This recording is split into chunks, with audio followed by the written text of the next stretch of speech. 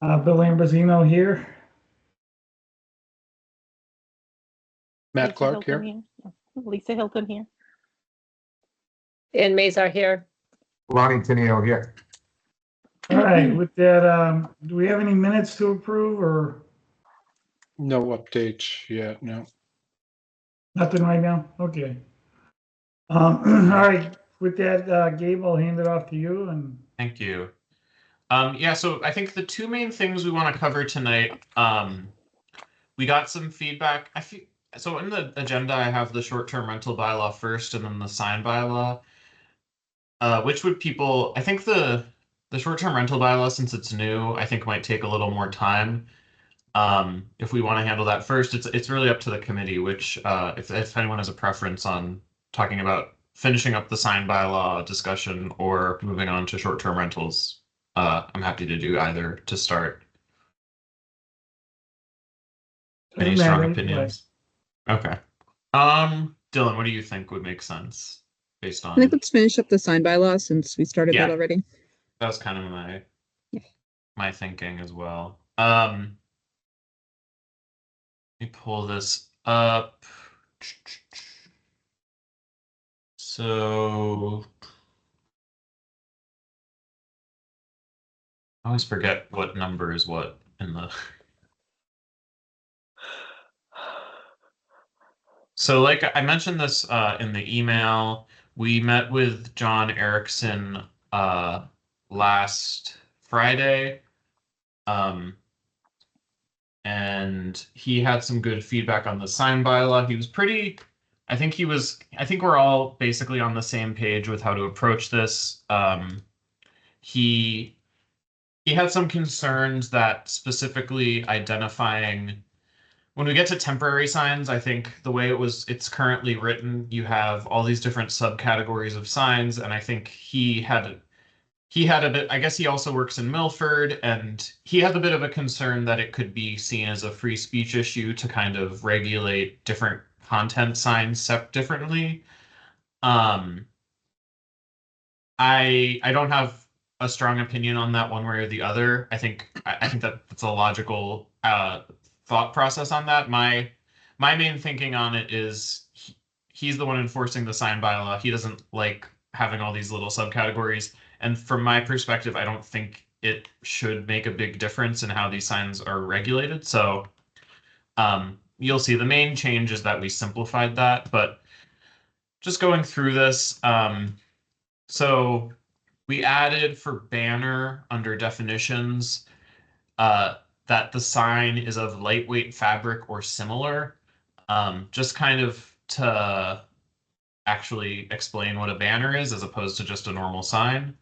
And so I know, Dylan, I think that language might be from the Milford bylaws. I think so, yeah. But I think before we just had like fabric or something. Yeah. But I think lightweight fabric or similar, that could encompass, like a nylon, whatever. They're not rubber, but you know what I'm saying. All those different types of, heavyweight but flexible material. But John was on board with the clear view triangle definition. He was on board with the municipal sign definition. And kind of trying to limit the references to municipal signs throughout the sign bylaw. You pull through.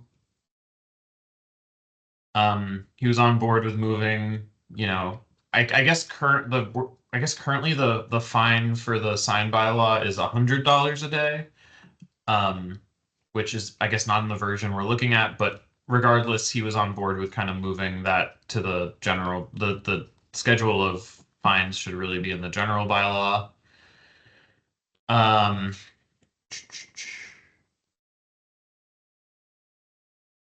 Oh, and then something we came up with, and I wanted to run this by the committee for freestanding signs and the clear view triangle. I think allowing freestanding signs in the clear view triangle by ZBA special permit, so long as they are either below 2 feet or above 8 feet. So the sign is, basically outside the range of vision. I feel like that would provide a business owner with a decent degree of flexibility without, and it would give the ZBA sort of the oversight to make sure that if they want to put something in the clear view triangle, it's at least being looked at. How do people feel about that for like a kind of regulating the freestanding signs that way? I think it makes sense. Okay. I'll add language to that effect. Maybe something like below 2 feet or above 8 feet tall and approved by a special permit zoning board of appeals.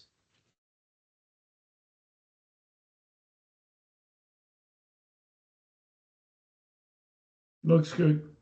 Mounted on a pole, I guess would be the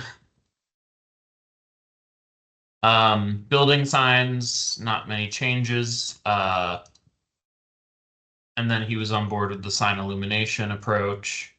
We added language that they have to be approved by the Board of Fire Underwriters and the Dark Sky Line Association. So that'll kind of keep us from having to update this every time someone else decides what the best practice is.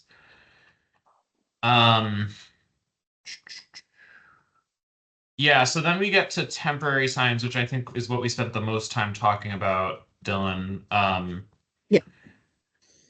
We just really So- condensed it. Yeah, so essentially, I'm kind of the opinion that, because I know we discussed last time, including something like about religious signs, and kind of breaking this into all these different categories, and I'm kind of the opinion they're temporary signs. The main enforcement mechanism is that the neighbor will complain if they're up for too long. And so, going through these categories, we have home improvement and construction signs must be erected on the same site during said home improvement or construction. Signs shall be removed within 30 days of cessation. I mean, I don't know I've never heard of anyone being upset about a contractor sign on political signs, again, that I can see the argument that the way that this is written could, be kind of a free speech violation, that you're regulating political speech specifically as a category, and with like all this discussion about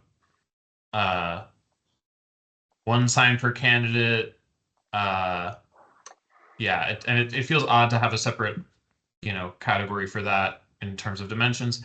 Real estate signs, again, I haven't really heard of a place where that's a problem. And I guess John Erickson's wife, I believe, is a real estate agent, and he said from her perspective that sort of language is going to be confusing. And again, I don't think people are looking at the zoning bylaws to put up an open house sign.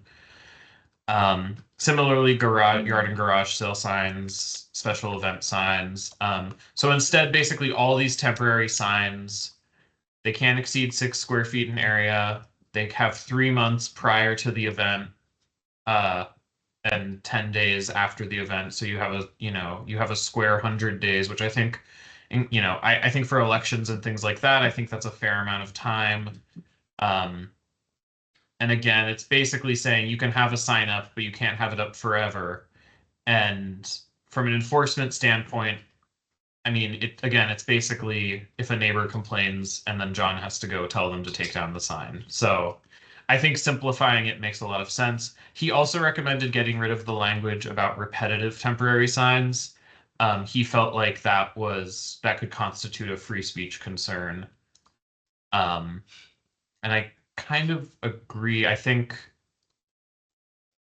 yeah, I think you can make that argument that this might not be content neutral. I was wondering if that was a dog or a baby behind Dylan. That's the dog who's barking. Sorry. So how do people feel about that? I mean, this was John's. Yeah, when we originally wrote this bylaw, The woman who wrote it, no longer with us, but Mhm. she had put wanted all this stuff in there. And to be honest with you, I always felt from the beginning that the bylaw was overdone. But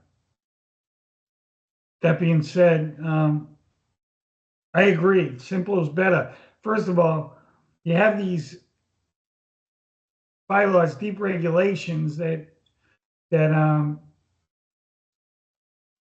one adheres to, and they're tough to police because we've got so many different. So I think what you have there is good. It makes it simple, clear, and we got to start going out and measuring signs and doing this and that. It's just not going to happen. I mean, Yeah. we don't keep up with the regulations we got. So Yeah. And again, this prevents any crazy, someone puts up some giant sign on their front yard. It's, a 2x3, if you're looking at 6 square feet, you're looking at 2x3 feet. I don't think, that's pretty reasonable, I think, for most I agree. categories. That's Mhm. And then we changed some language around. We just changed highway to right of way here. Just that makes because sense. highway. I mean, Dylan said, "Are there even what highway are we talking about here?" Yeah, just Route 16. But I mean, it really should matter any street. We removed this language about signage on town-owned monuments or monument greens. So I think that's something that comes up repeatedly in the bylaw, where there's prohibitions in the bylaw of putting up signs on town property, which I don't think anyone's going to open up the bylaws if they stick a sign on a median or on. So, and already any municipal signs basically have to go through select board. So I think it's kind of a non-issue. And I think that's basically the main changes we made. So it's pretty similar to what we looked at last time, but with kind of simplifying the temporary sign approach. Question, did we talk yeah. about, I know at the last meeting we talked about, and I don't know what the resolution was or if there was anything about, for the example, Kevin Meehan has the car, and did that constitute a sign? I don't still remember what the resolution or the discussion was on that. Just as an example of the one example we were talking about. Yeah. Dylan, do you want to speak to that? Yeah, I don't know what to call it. It's such a strange thing, but it does move. The truck spins, doesn't it? I'm pretty sure. Yeah. So But that's that's not just one allowed. general example. I was just wondering. I know. Is that a sign? Is it? Yeah, it is. I mean, it's a banner sign because it's fabric. Wait, so that it's a truck? Is it like on a carousel? Yeah. It's about 20 feet in the air too. Yeah. Yeah. So it's a hard situation. That Yeah. would fall under that would fall under H4. Yeah. I think the discussion was like about, it's his property, or people generally. I'm just using his as the example, but it is, if it's someone's property, can't they put their signs on their property or park their truck with their sign on their property? Yeah. Yeah, as far as the truck ones, I mean, I think the reason why people were putting signs on trucks was, sorry, baby and dog, was because we had a sign bylaw that was unconstitutional, and they were trying to get around the fact that we were doing something wrong in our bylaws. It was marijuana. As far as the truck in the sky, I can ask John Erickson what his idea of that one is, if he wants to do something about it. I'm not sure. I just was wondering what that resolution was. It was a lengthy discussion. I'm not sure it would classify as a sign. That's the problem. Yeah. And how do we enforce it? I know it's a structure though, so it should have a permit. Is it just a truck with nothing on it? Yeah, it's just he puts he changes them out. puts a vehicle up there just to show it off, and it pretty much, Is this a car dealership or a? a car dealership. Yeah, yeah. Honestly, kind of Um, cool. It's kind of Yeah. neat. I Yeah, was wondering what that ended up Yeah. being. Yeah, I mean, if it had a sign on it, I would say it would be prohibited under H4 that signs can't move.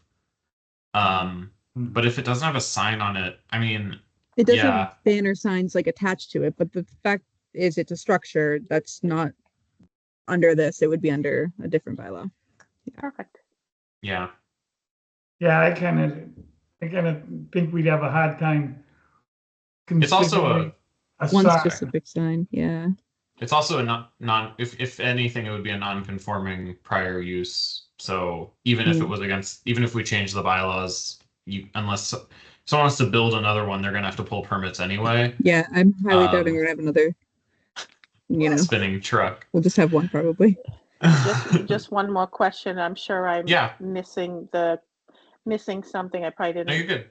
understand. But for example, those signs, those wind signs that are in front of the strip club, there's two of them that say open, and they're temporary, I assume, because they're not permanent in the ground. What do we consider those? Those should Are be those- can they temporary stay up signs. I'm pretty there? sure they should be for 100 days if we do our new bylaw. And I think right now we're supposed to be 30 days. Those have been up way longer. Pretty sure. Yeah. We have a lot of those in town. Was there, they seem to be popping up more and more too. Was there something in the adult entertainment bylaw regarding that, or regarding exterior signage? I don't think so. But I mean, I don't recall, and I if it don't is have somewhere my else, we should bylaw. have it here. If there's something. Yeah. I mean, look. if it has, I think it's the same standard as with marijuana, where we can't have different sign rules for different types of businesses. Yeah. All right. Well, thanks everyone for that. I think, yeah, this feels like it's in a really good place. I'm gonna pull up the short-term rental model bylaw. So, and I think this shouldn't take too long to get through. So basically, for some background, Jane Wyrick, who she's on vacation right now, but she in looking at the issue of short-term rentals, she's come to the conclusion. I think there's a specific legal case on the Cape where a town basically wasn't able to fully regulate short-term rentals through the zoning bylaws because I'm not sure of the specifics, but I think because it's a licensing issue, it's not a zoning issue. And essentially the town got sued for regulating it solely through the zoning bylaws and basically like misusing the zoning, misapplying the meaning of the zoning bylaws. So I know you guys have the general bylaw committee. We would strongly recommend that we basically refer the short-term rental. I want to go through the bylaw, and if we want to make any specific edits to the bylaw before we send it to the general bylaw committee, I think that is warranted. But essentially, this is not a zone. We have some sample zoning language we can look at. I sent it in the email today, but essentially, it's not a zoning question. I think it's helpful to have it referenced in the zoning bylaws, which was the intention of those edits I sent over. But I don't. Yeah, I think it's a more, and also I think it's the sort of thing that really the select board should be more up on as an issue. So I'm gonna screen share. So just before we get into that, I mean, how do people feel about that approach? Does anyone have any strong opinions on? No, I think that's a reasonable surmise. I mean, Yeah, I've always felt there was some confusion between the zoning bylaw and the generals. That some of ours should have been up there and some of theirs should have been down with the zoning bylaw, but yeah, so this is one, I would leave it in their hands. Mhm. Dylan, I have if a you can- question. Yeah. Dylan, if you can communicate with the Carl? General Bylaw Review Committee on that. Yeah. I had a question. Like, I don't think we even have a rental bylaw. So should that be suggested for the general bylaws? Like a long-term rental? Yeah, I don't think I've ever seen a zoning bylaw in long-term rentals. I mean, if they want to address it at the general bylaw level, but most towns don't have a, serious stipulation on their long-term rentals. And certainly that wouldn't be a zoning issue. I don't believe. Any Mhm. more than, select board's issue. Yeah, I mean, I think most of the long-term rental rules are state law. Yeah, do you mean like an apartment or even a rental of a house? Yeah, Board of Health takes care of renters' rights. Yeah. And so yeah, but no, they that's a good dictate a lot of that. question because we're talking about short-term rentals and I think it's like Dylan said, it's all Board of Health and state law. So I'm gonna screen share before we get into so since people are on the same page on this, I'm just gonna screen share the email I sent everyone. So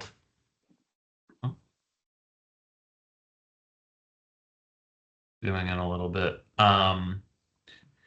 Yeah, so basically we're proposing two changes to the zoning bylaws to address short-term rentals. The first is adding a definition of short-term rentals. And this is pulled from from the sample bylaw that I believe Jane put it together, or it's from the state. But short-term rental as a residential, primary residential, or mixed-use dwelling, or any bedroom within a dwelling rented out through the use of advanced reservations for a fee for a period of not less than 1 day and not more than 30 consecutive calendar days in accordance with the Mendon general bylaws. So that will have it in the zoning bylaws, but we're referencing the general bylaws. If you have any more specific questions, that's a general bylaws question. And then again, just adding something to the use table under accessory residential uses, short-term rental in accordance with Mendon general bylaws, and basically allowing it in the districts where single family and two family homes are allowed, and not allowing them in the other districts. And I think this is basically, the lowest impact way to address this in zoning. So the other thing that Brendan mentioned, which I tend to agree with, is he would like to see short-term rentals only come through in owner-occupied buildings. Which I think in a town like Mendon makes a lot of sense. You don't want, I think the biggest concern you see with short-term rentals in smaller towns is people kind of renting them out for parties and going crazy and being loud and not, the neighbors wouldn't have anyone on site to talk to. And you kind of have the built-in regulation of it being owner occupied.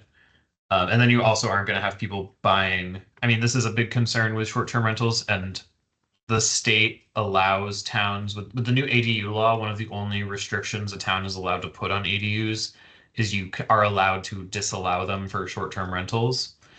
And again, I think the point of that is to have ADUs being built for actual, standard long-term housing, and not just being built for, short-term rentals that aren't going to benefit the residents.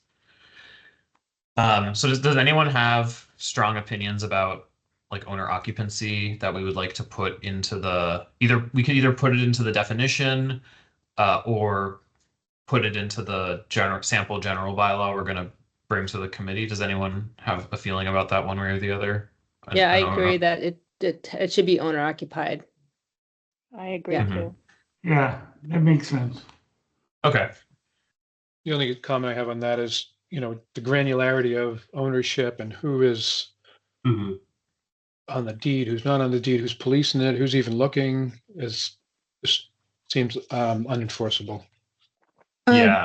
I mean, they will have a licensing hearing with the select board. So if they have some sort of special situation, I'm sure that can be worked out there.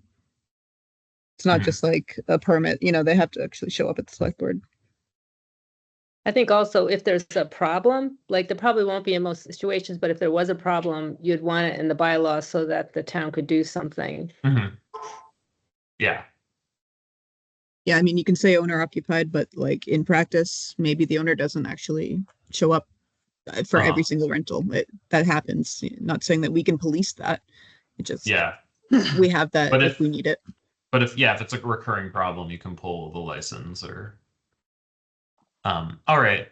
So I'm going to screen share since we have half an hour left in this meeting. I'm going to screen share the general bylaw, model general bylaw that I believe Jane just put this together last year, or it's from the state. The purpose of this chapter, basically purpose and intent, provides for the registration of short-term rental units in order to protect the health, safety, and welfare of both the occupants of those rental housing units and the general public, and to maintain the quality of life in residential neighborhoods. The intent of permitting short-term rentals is to A, provide a process through which eligible residential dwelling units may be registered with the town for use as short-term rentals, and prevent negative impacts on neighborhood character, housing availability, house prices, availability of long-term rental units, and impacts on infrastructure services such as sanitary systems, parking, access, fire codes, building code enforcement, and snow removal.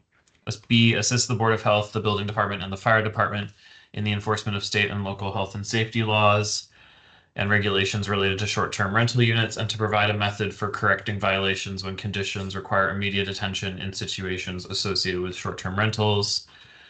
Then we define various things: accessory dwelling units, building inspector, inspectional departments. The one thing we might want to remove is the ADUs because we have a separate definition for that, which is currently sitting with the AG right now. Okay. Yeah. I will remove that. Various types of occupancy, the owner, we define person, problem property, we define short-term rental, so that's kind of key.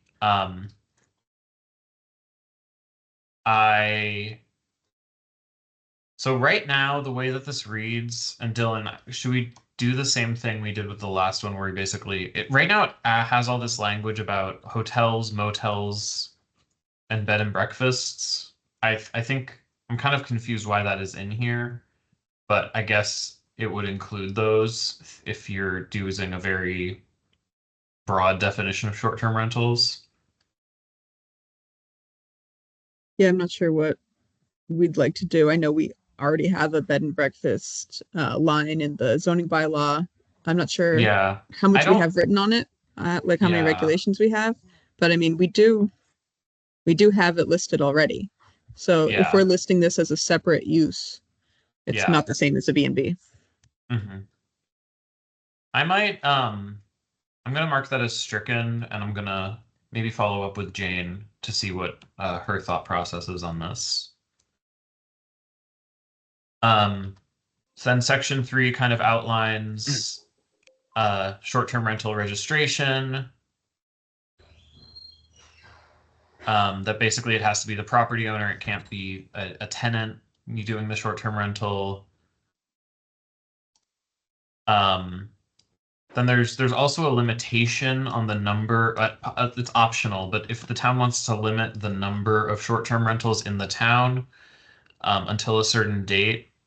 So right now, this is just the default language that you could only have 12 short-term rentals until a certain date, and then only 24 short-term rentals. I mean, how do people feel about doing a hard, not a moratorium, but basically, a quota on short-term rentals?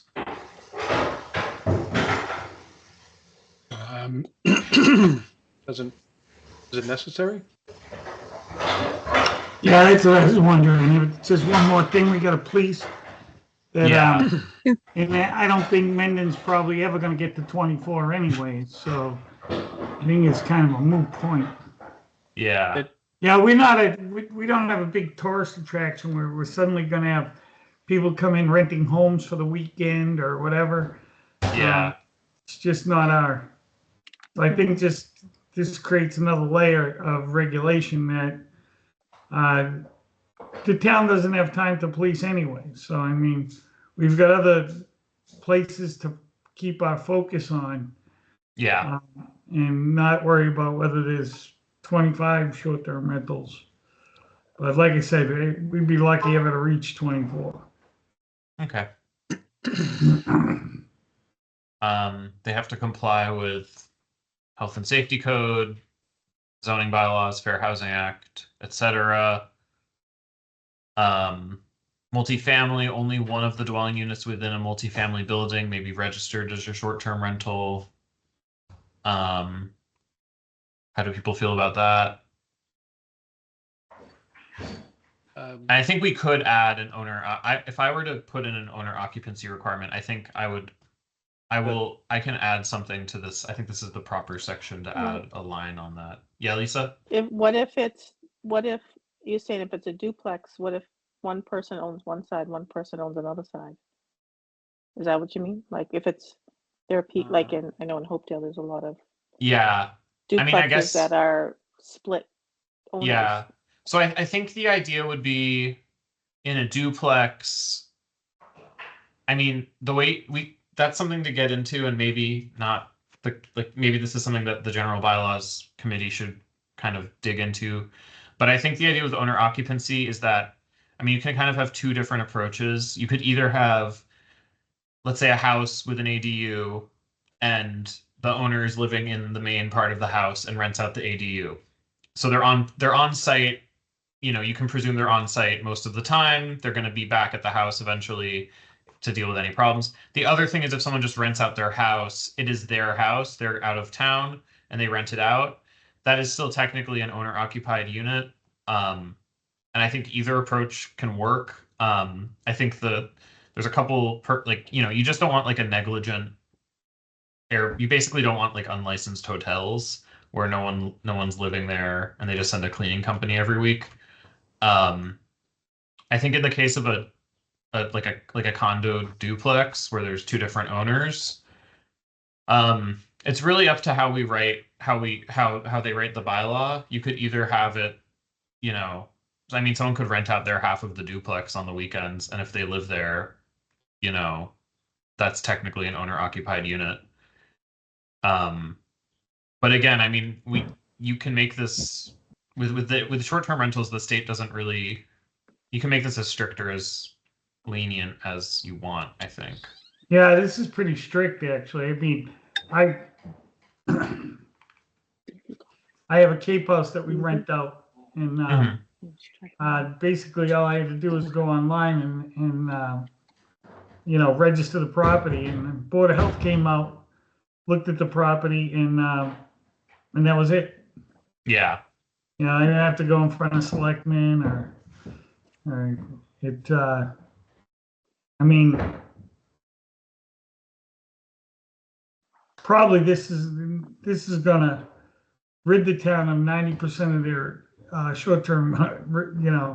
People aren't gonna want to go through all that probably. Yeah. But it's fine if that's what we're trying to protect the town from. I'm fine with it. Just I mean, the Cape is usually known as one of the most protective areas, and they don't have bylaw like that. And like I said, it's all what we can police and manage also.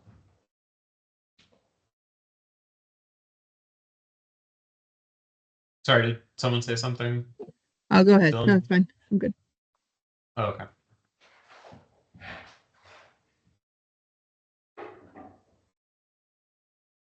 Yeah, so do people want to keep this multifamily requirement that I mean, if it's owner occupied, they're probably not gonna, I don't know if you'd have more than one on site. do people like that requirement? Do they not like that requirement? Because ultimately, I mean, we should have the committee send, you know, their preferences to the general bylaw committee and say we talked about short-term rentals and this is what we want. So Yeah, I don't have an opinion either way. Yeah. There's not much of that tenement housing in Mendon anyway, so yeah, it's, I don't think that's gonna be an issue. okay. Yeah, I might strike that for now.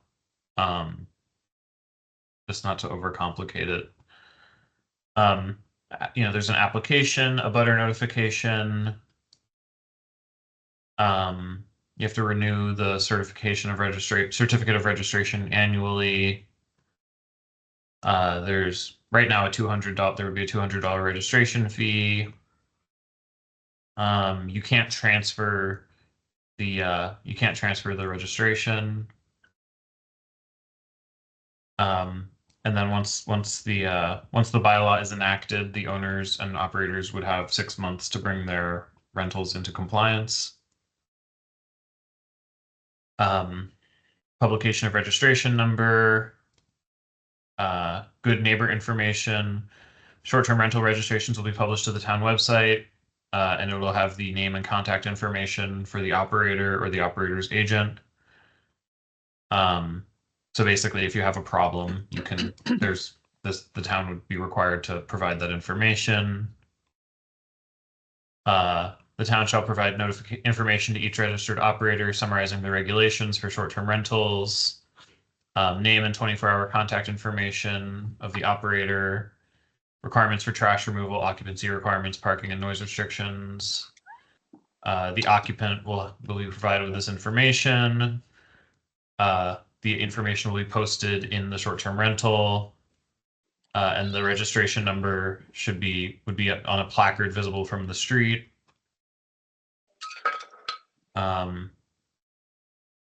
The owner is required to ensure that household trash is removed once per week or immediately after occupancy is concluded. The short-term rental would be limited to parking of 1 vehicle space per lawful bedroom in a short-term rental. The parking can't be on the lawn. No on-street parking shall be permitted. So basically, they'd have to have a driveway with a parking spot for each bedroom. Rental duration would be from 1 day to 30 days. You can't have rentals of less than 24 hours. You can't use them for commercial uses. You can't have large events or parties that result in loud noises or parking issues in short-term rentals. Events that would include tents or amplified sound or which would customarily require a permit are not allowed. Each short-term rental shall contain functional smoke detectors and carbon monoxide alarms. No person shall engage in persistent or loud noises between the hours of 10 p.m. and 7 a.m. So then we have occupancy requirements. The maximum number of occupants in a short-term rental shall be 2 per each bedroom, plus an additional 2 total. The operator shall be responsible for keeping a register containing the name of the occupant who is the leaseholder, total number of occupants, and dates of occupancy. The register shall be retained for 2 years. So then we have ineligible units. So the sample bylaw prohibits ADUs to be built specifically as short-term rentals. You can't have income restricted or below, basically you can't have affordable housing units used as short-term rentals. You can, if they are not allowed to be leased or subleased, you can't use them as a short-term rental. Dwellings that are subject of any, if you have any building sanitary violations, you can't use them as a short-term rental. And then properties designated as problem properties that have previously had a license revoked or denied can't be used as short-term rentals. Requirement to pay municipal taxes, fees, assessments, and charges. Short-term rentals shall be subject to a mandatory initial inspection and thereafter inspections every 1 year by the building inspector, fire department, health department, or any other duly authorized authority. And then it also outlines a complaint process for the short-term rental. And then any violations will start at $150 for the first offense, and then $300 for any subsequent offenses, with each day constituting a separate violation. And then we have sort of severability and all that. So how do people, I mean, I think, again, this is... It's a good law. Okay. I mean, I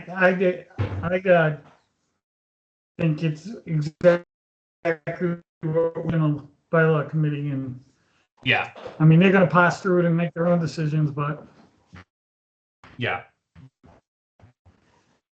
I think that's a good. Cool. I think it sounds great. Like I said, there's gonna be a whole nother review on it, so whatever the general bylaw committee does, Okay. you know.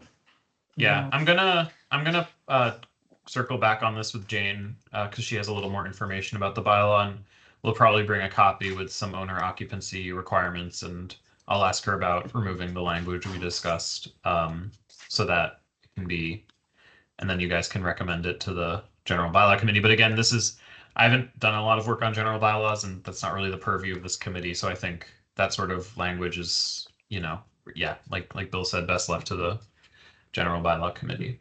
Yeah, we don't need to be spending any more time on it anyways, Yeah. as a zoning committee. Yeah. So. Well, I think that's it for Is that it tonight. for tonight, or? Yeah, so oh baby. The next meeting is scheduled for June 3rd, and we're going to be looking at flag lots and common driveways. So we will get an agenda put together for that, and I think that will be our last meeting, unless any other topics come up. We as you guys all know, we have until the end of June as CMRPC to keep working on this. So if something else comes up we want to talk about, we can probably fit a meeting in. But yeah, June 3rd. June 3rd will be the next meeting if that still works for people. Hey, Gabe, Yes. could you give us like the pluses and minuses of the flag lots and shared drives, Yeah. from just from other towns or whatever, just so we'd have some reference? Yeah, Dylan, so I'm going to be, this is just between me and Dylan, but I'm going to be off next week and Jane will be around next week. So Okay. Dylan, maybe let's try to meet on Friday and we can kind of get started on that. And maybe we can try to get Jane to schedule a meeting with you next week so we can, so we're all on the same page. Cool. All right. We did add public comment, just in case anyone was on the call who wanted to chime in, but I don't think we have anyone. So yeah, next meeting will be June 3rd. Lonnie, I'll get you the agenda information, and yeah, should be good to go. Thanks everyone for all your hard work on this, and I'm glad we got through this pretty efficiently. Thank you. All right, Great to thanks. see you, Bill. Motion to Okay. adjourn? See you, Lisa. Oh, motion to Take it adjourn. easy, everybody. You want to adjourn? Yeah, we need a motion. Yeah. Motion to adjourn. Second. Second. All those in favor? Tenio, aye. Aye. There we go. Clark, aye. Hilton, aye. Everything aye. Awesome. Thank Thank you. you. Have a good night. Bye, guys. Bye-bye. Good night, everyone.